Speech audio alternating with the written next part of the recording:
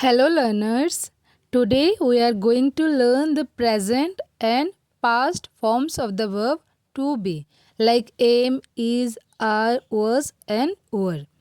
Let's start with the present forms.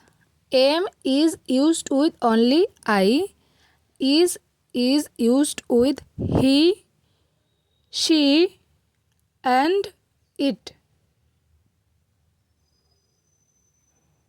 Are is used with you,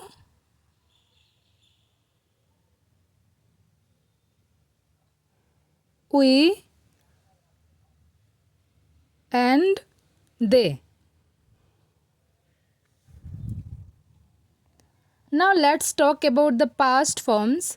Was is used with I, he, she and it. Were is used with you, we and they. Let's see some examples. I blank a student. We use am with I. Next, she blank happy. Use is with she. She is happy. They blank at home.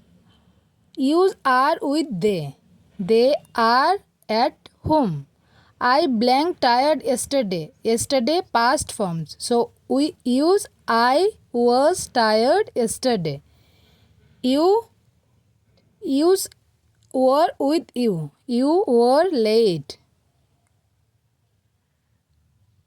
If you find